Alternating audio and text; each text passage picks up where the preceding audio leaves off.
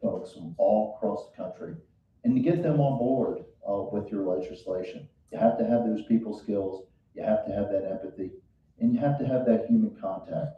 Ask them how they're doing, how their family's doing, get to know them. Because that's how you build those relationships, that's how you get things done for our community. My name's Kyle Rourke. I appreciate it if you just go to kylerourke.com and appreciate your vote. Thank you. I think we've seen from a lot of these questions here that science is one of the answers to save the world, is to save our environment and save so many things. And I spent my career translating science into real life, whether that be by the bedside to policymakers. I spent years in DC doing bipartisan legislation to make telemedicine a reality, and with the public in Southern Indiana. So I say about Indiana 9, it's a microcosm of America right here when it comes to science. It's pretty incredible. We have this world-class research institution that we're sitting in right alongside a rural community. And in that rural community, just like rural communities across the United States, skepticism is real, and our future does depend on the translation to those people of what's happening. So this line of communication of what's happening here in Bloomington to those people in Bedford, but then back to the people in DC who support the actual research and policy to make the people here in Bloomington actually be able to do their work. That circle is broken right now because trust is broken. And we need leadership that can bridge that world between facts and belief. And that's the work I've done, it's the work I'm ready to do. And if you have your trust in me and your vote this May 5th, I will bring that work to DC. Thank you so much.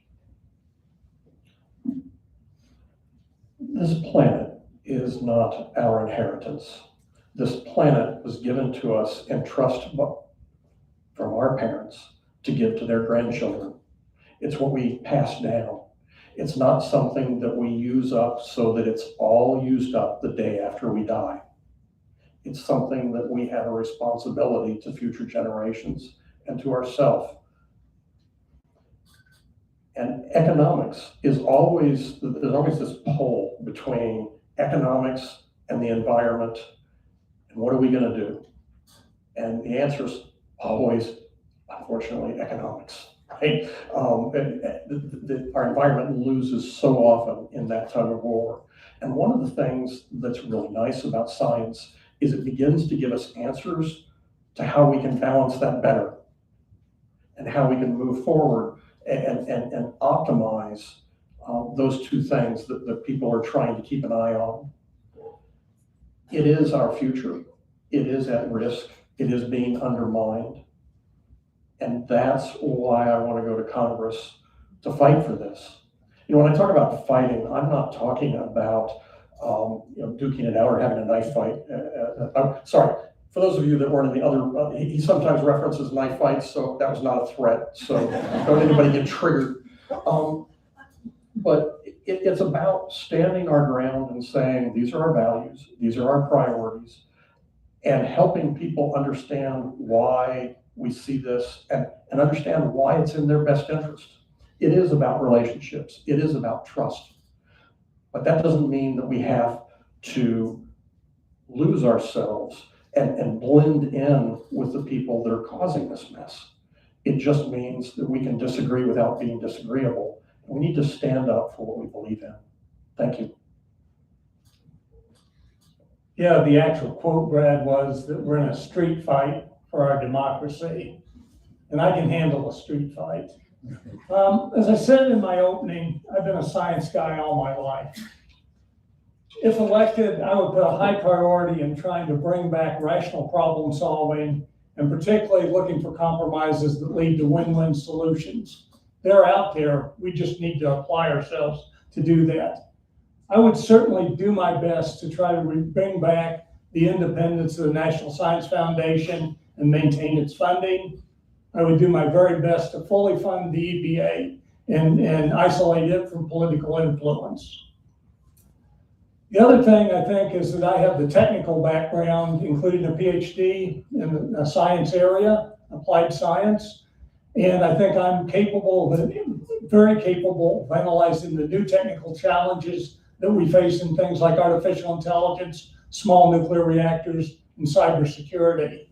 I've been through the rounds of actually writing proposals to the National Science Foundation, to DARPA and other places. I know how that science works. I know how important that is. I would appreciate your vote on May the 5th. Thank you. Thank you all. I'll hand it over to Michael now for the closing remarks. Now, no real remarks. I just want to thank our candidates for doing a beautiful job here. Showing us Again, round of applause to everybody at the library who's helped us set this up. And big kudos to the leaders of Advocates for Science that are here. Doing such a beautiful job. I want to remind you that we have got to be out of this building in 7 minutes, but the good news is, if you're willing, I don't know how many of you can join us, but we have a few tables reserved upstairs at Lenny's, out the front door, down a block and a half to the left, just before the sample gates, and we can continue some conversation. And also, we're going to invite all the candidates, including Representative Houchin, to submit answers if you'd like in writing as a follow-up. Okay, thanks everybody, and thanks for being here.